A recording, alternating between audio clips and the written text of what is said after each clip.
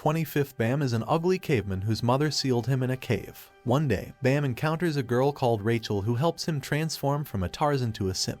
Right when Bam is about to clap her cheeks, Rachel ghosts him. Bam's desperation to clap is so intense that he is summoned to a tower known for granting wishes. However, on his journey to the top, he is betrayed by the person he loves the most. After regaining consciousness, Bam is greeted by an ugly bunny-like creature who introduces himself as the caretaker, Head-On. Observing the shady place, Bam screams at Head-On that he won't sell his back for some cheap bucks, but Head-On assures him that this isn't a creep place, but a god tower where all his questions will be answered and all his desires will be fulfilled. That is, if he manages to make it to the top. Head-On then shows him a cage where a large ball is kept. He tells Bam that the rules to take an aptitude test is simple. He must break the ball while avoiding the white steel eel. Before proceeding on with the test, Head-On warns Bam that the test will be hard for a pathetic weakling like him. Bam ignores Head-On and runs towards the cage when a girl appears out of nowhere just like the voices in my head and kicks Bam on his ugly face. A beta male arrives on the scene and unveils a device called a pocket which enables them to communicate with the caveman.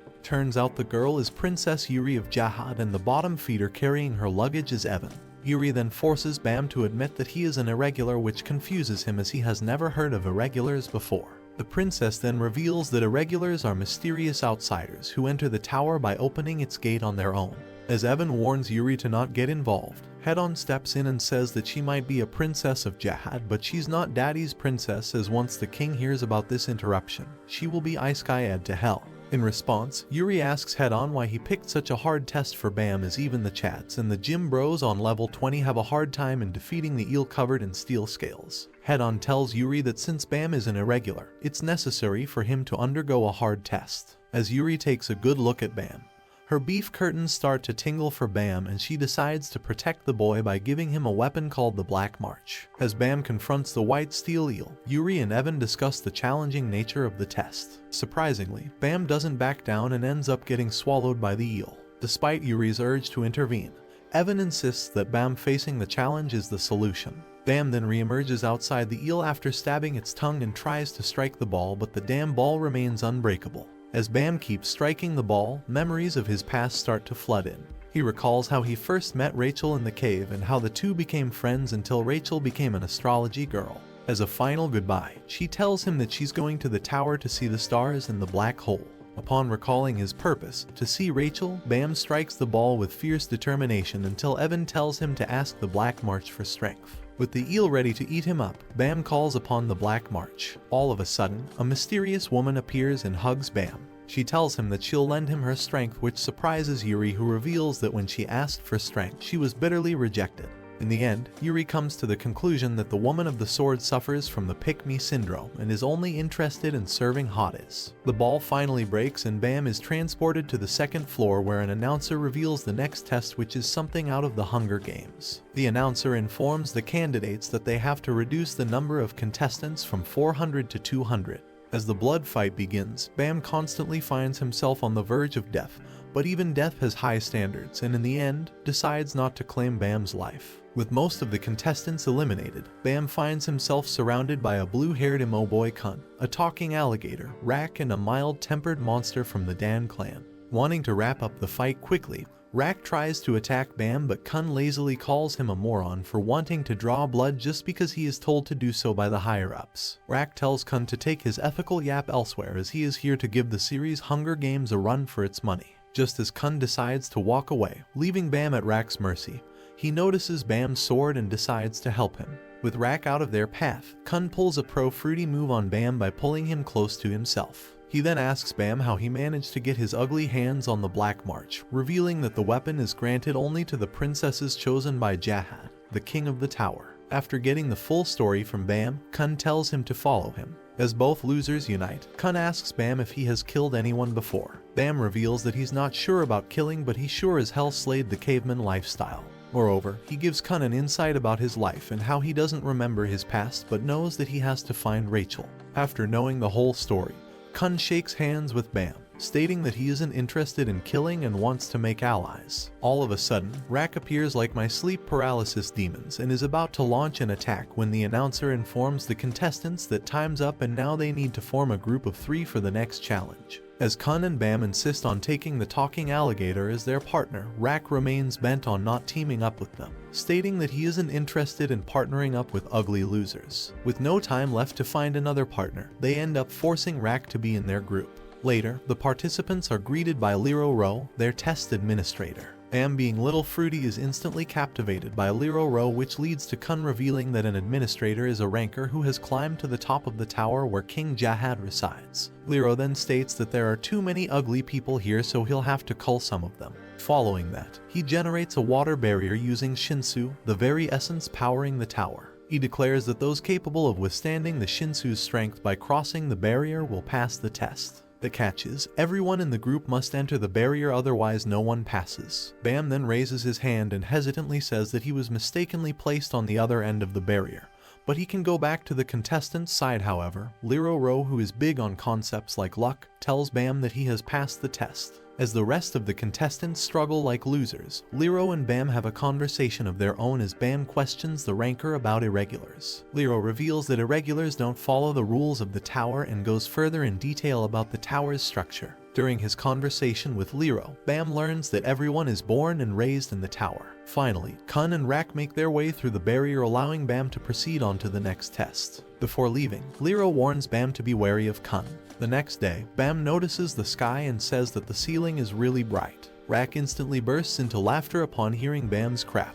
Kun then informs Bam that it's not a ceiling but a sky's imitation that was created through Shinsu. Kun then asks why Bam is so keen on seeing the stars, and Bam reveals that Rachel always wanted to see them. After knowing that, Kun tells Bam that maybe Rachel is for the streets as she left him to see some stupid stars. All of a sudden, the contestants witness loud screams erupting from the test room, which causes them to worry. Mr. Neonbag, an ugly background character, approaches Bam and his team, revealing that he has noticed that the contestants that haven't been able to finish their test in 5 minutes are always the ones screaming in agony. As Bam thanks Mr. Neonbag, Kun tells Bam to stop being so retarded, revealing that Mr. Neonbag is just using them to test his theory. Upon hearing this, Mr. Neonbag calls Kun the abandoned son of his family, stating that he isn't surprised why Kun has mad trust issues after the betrayal he suffered. Irritated by the remark, Kun loses his cool and jumps to attack him. Once their team is summoned to take the test, Bam and his group are greeted by the test administrator Yuhan, who reveals that the condition for passing his test is to open the correct door. However, if they fail to find the correct door in 10 minutes, they'll be terminated. Knowing that he is stuck with autistic retards, Kun racks his brain for clues when out of nowhere, memories of his past start haunting him.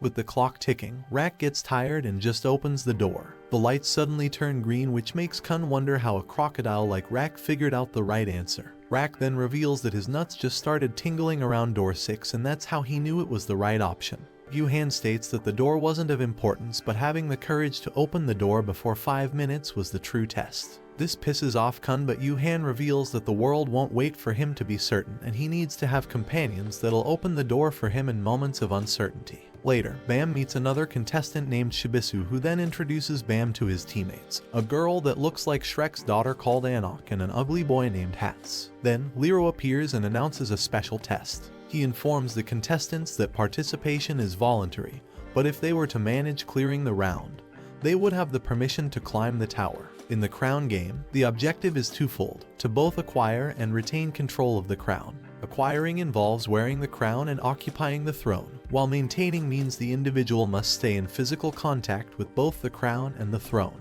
Notably, the team member who initially steals the crown and assumes the throne is obligated to stay there for the entire game. Should this team member lose possession of the crown or leave the throne prematurely, their team faces defeat. Liro informs them that the crown game comprises 5 rounds, each enduring either 10 minutes or until someone successfully takes the crown. The team holding the crown at the conclusion of the 5th round will be the victor. Kun deduces that entering the game earlier will only make things hectic and decides to observe Shibisu's team instead. Shrek's daughter, Anok, easily defeats their opponents by using her whip like she's the ultimate boss. After taking the crown for herself, Anok sits on the throne until the next round begins. In the meantime, Bam notices a hooded figure and realizes it's Rachel. However, Bam decides to not pursue the girl as he comes to the conclusion that if it was Rachel, she would have come running to him. For the next round, Bam's team decides to sit out once again, leaving Shibisu's team to face 2 opponent teams. In the meantime, Anok lazily watches her simps fight to protect her and the crown. Hats takes down one NPC team and then rushes to save Shibisu from Serena and a boy who is literally named Who. Damn, his parents must hate him. Hats realizes that their other teammate is missing and soon finds him sleeping comfortably. He's just like me for real. Then all of a sudden, Laura wakes up from his beauty sleep and uses Shinsu to direct an attack towards Anok. Seeing their favorite e-girl in danger, Hats and Shibisu rush to help their teammate. Feeling angry over the attack, Anok ignites her weapon and attacks Laura. Seeing Anok's weapon go wild, Serena decides that the best course of action is to run like wimps. In the meantime, Bam's Black March starts to react to Anok's weapon. Similarly, Anok's weapon also senses the Black March, causing Anok to leave the throne. This action is met with instant disqualification. However, Anok, ignoring the game, barges in Bam's waiting room.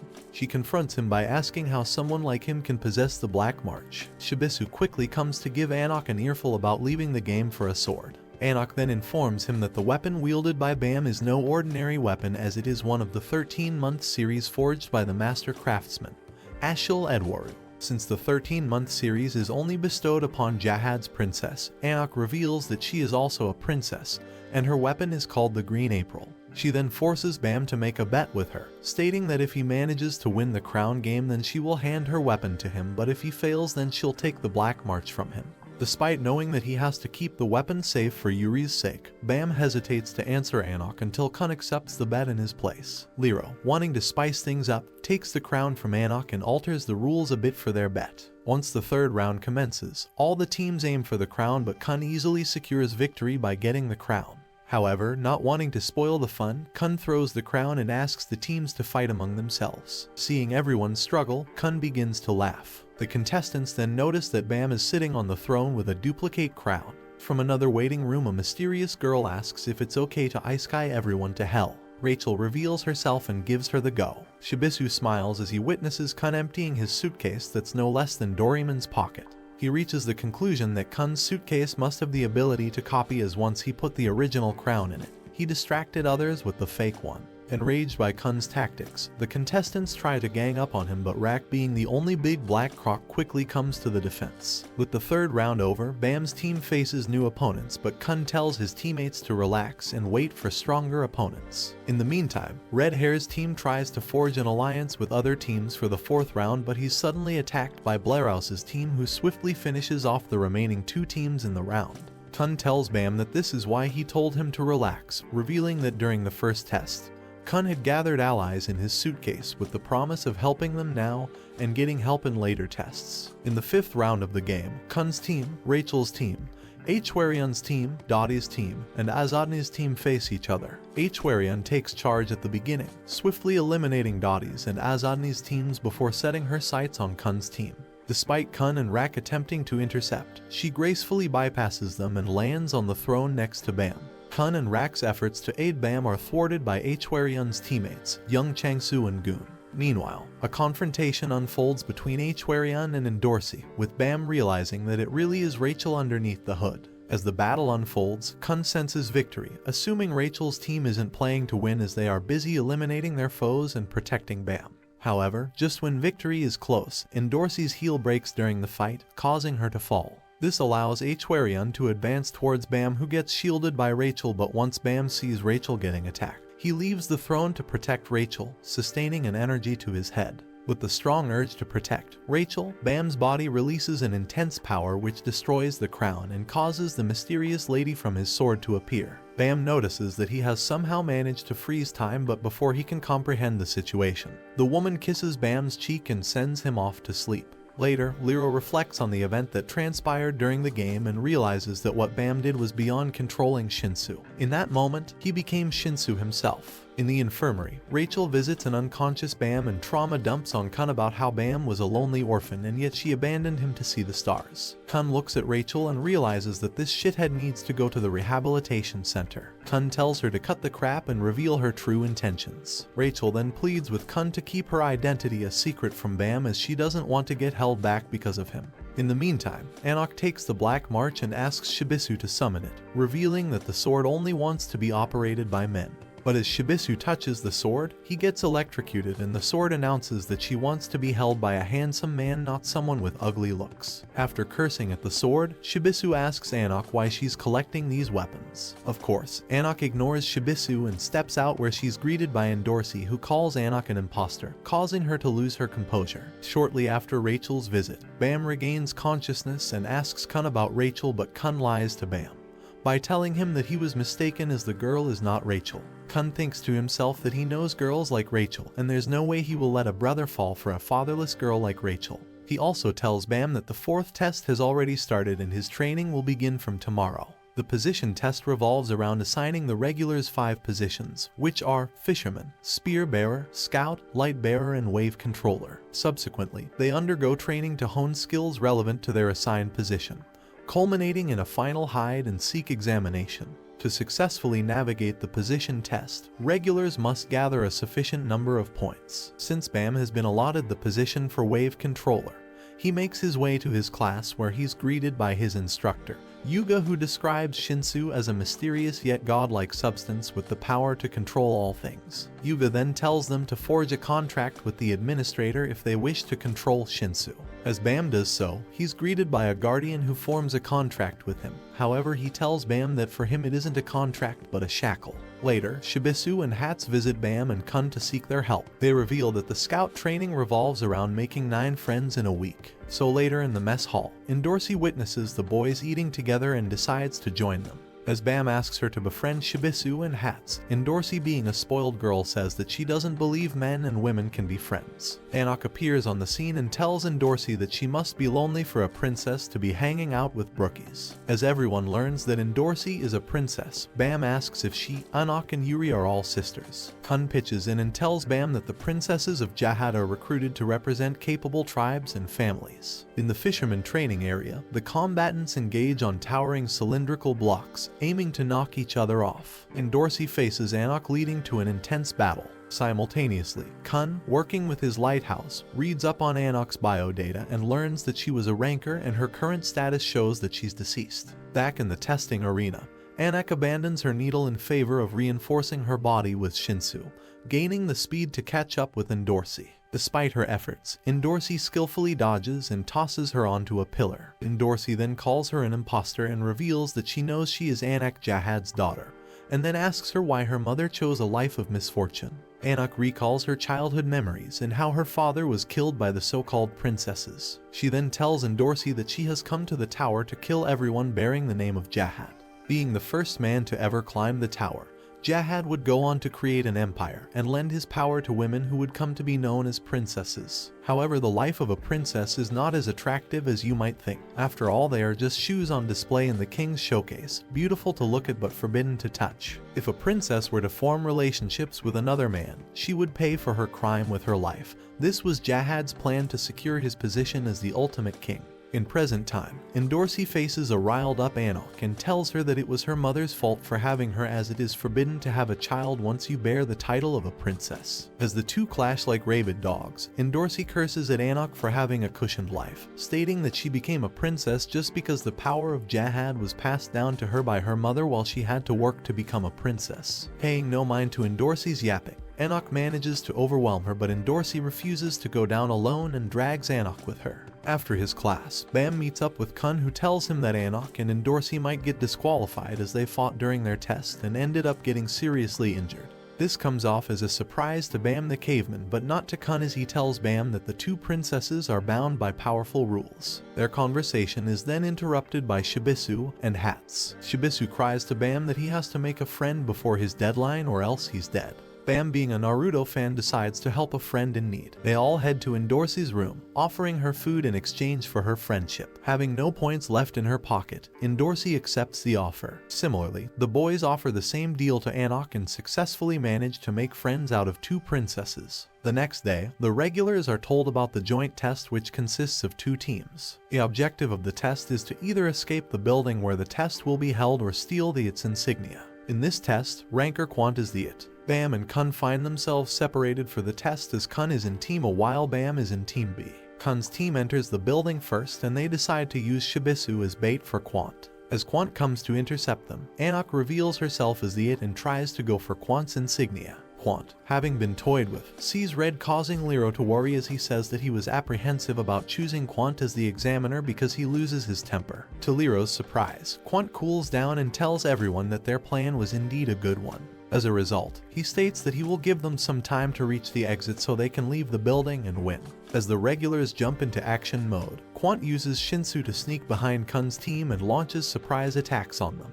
In the meantime, an irrelevant NPC tells Endorsey that it's unfair how he's stuck with lame guys. Agreeing with the NPC's point, Endorsey decides to chat up with Bam, who pays no attention to the princess and asks her about Rachel or Michelle Light, a name Rachel had taken for the tests. Endorsey recalls her conversation with Rachel and how she called her a major dumbass for choosing stars over a cute Tarzan like Bam.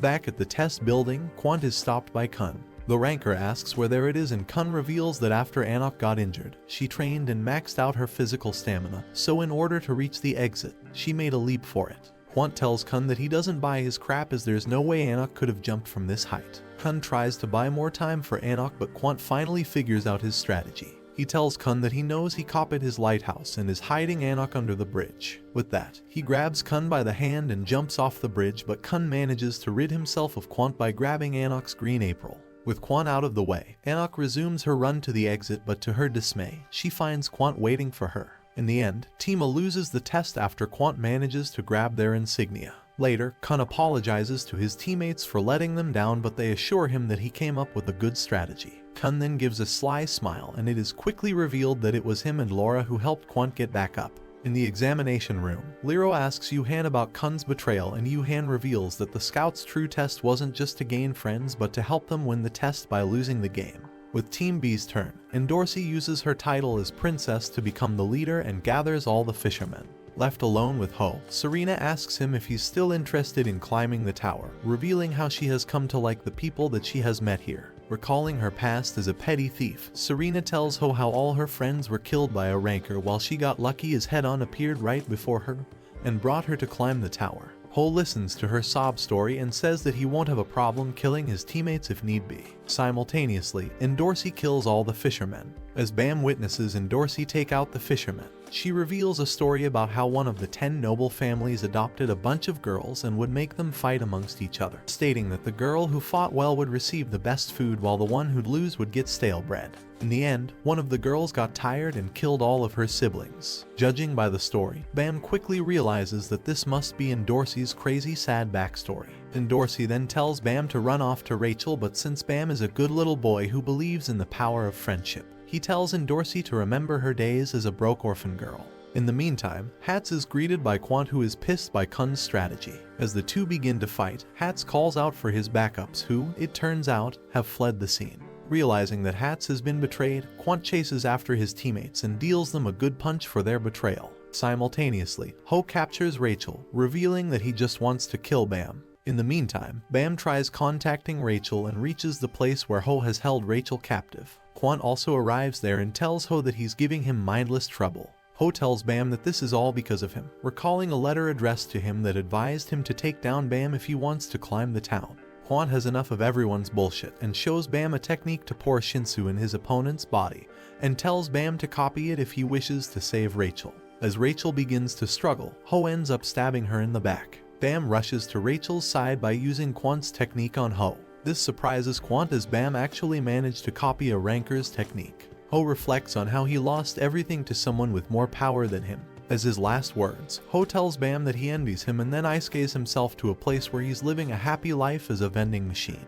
In the meantime, Endorsey deceives Quant and manages to grab his insignia, scoring victory for Team B.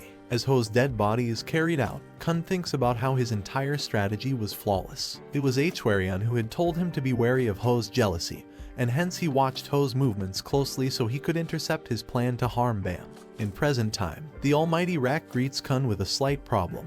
He reveals that Yuhan turned him into a chibai after he mocked his height. Their conversation is then interrupted by Bam, who tells Kun and Rak that Rachel can't climb the tower as she is paralyzed forever, so for her sake, he will climb the tower. After announcing his determination to climb, Bam gathers everyone to hold a short ceremony for Ho. Later, he thanks Rachel for attending, but the girl reveals that she abandoned him to see the stars and wanted to do nothing with him as she thought he was weak and pathetic. Bam smiles internally as he realizes that his favy girl can't escape after all. She's a total vegetable now. That following night, Serena decides to leave the tower, but before leaving, she hands Shibisu a weapon and tells him to survive until the very end. Elsewhere, Yuhan catches a ranker called Ren in Yuga's disguise and tells him that he has always known that he was here to recover the Black March and the Green April and to also eliminate Anok. Yuhan makes his intentions clear that he wishes to aid him in his quest as it's his duty to remove all nuisances. The next day, Yuhan and Lero announce the results for the position test. Once Bam finds out that Rachel is disqualified, Kun tells Yuhan that he wishes to take the administrator test so he can change the rules and allow Rachel to participate. Lero reveals that Jahad once took the same test and was recognized as the king.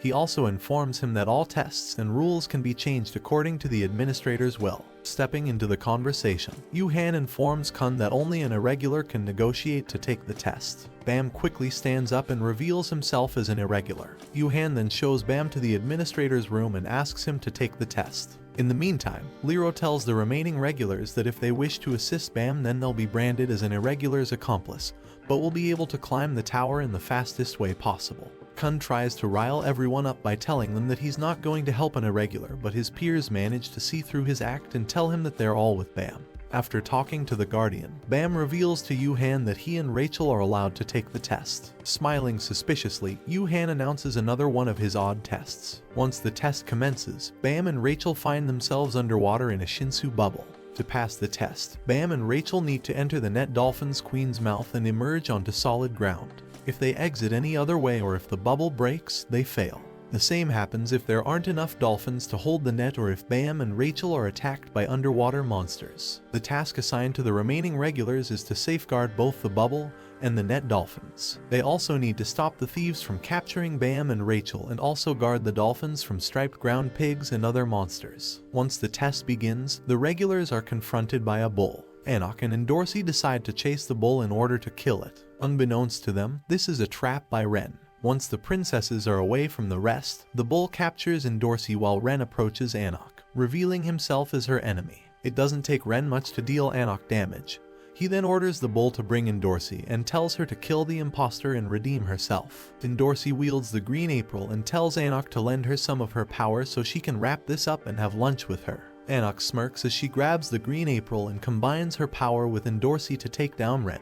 In the meantime, Paracule and Rak are getting chased by the thieves. Rak realizes that he's a BBC and shouldn't run like wimps. After playing around with the princesses, Ren uses his power to trample all over Anok until Yuri arrives with Shibisu leading her. She tells Ren that if he's here to retrieve the swords, he can leave as she will handle the rest, but Ren refuses. Annoyed by Ren's behavior, Yuri unleashes hell upon him. Back at the battleground, Rak and the rest are saved by Laura, who finally wakes up and helps them out. Means in the bubble, Bam assures Rachel that she shouldn't worry about anything as he'll take her paralyzed, pathetic self to the tower. Meanwhile, Kun gets visited by a mysterious boy from his family who tries to tempt him by offering him to take him to Princess Maria. But once Kun rejects his offer, he tries to attack him. Luckily, Hats arrives to protect Kun, but the boy ends up taking his leave. Back to the forest, Yuri calls upon her servant who deals Ren a killing blow. However, before dying, Ren tells them that he sent the bull to kill Bam. As Bam is attacked, he uses his power to destroy the bull, but as Bam turns to Rachel, she pushes him to die. As Rachel is first called to the tower, she is told by Head-On that she is a cringe overlord with ugliness seeping out of her and tells her that she is not special at all. Instead, it is Bam who is destined for greatness. Hearing how she's a worthless loser, Rachel pleads with Head-On to give her a chance to prove herself, to see the stars. After hearing Rachel's stupid wish, Head-On realizes that she is more crazy than Kanye West and tells her that if she manages to kill Bam, she'll be allowed to climb the tower. As she enters the test, Rachel's hatred for Bam only grows more as she finds Bam to be everyone's favorite. In her blind envy, Rachel makes the choice to become paralyzed by Ho's attack so she can get closer to Bam and strike him when the time is right. And soon she got her chance to take over Bam's spotlight, to become a star herself. After throwing Bam into the sea, Rachel appears from the water alone and tells everyone that they were attacked by the bull. Later in her room, Hwarian comes and congratulates her for working according to the plan. Meanwhile, Lero informs Bam's friends that Bam was eaten by a fish. Unbeknownst to everyone, Bam is safely retrieved by Hwarion, who tells him that in order to learn the truth, he must climb the tower. That's it for today, my fellow men of culture. Like and subscribe to the channel for more plot-filled recaps.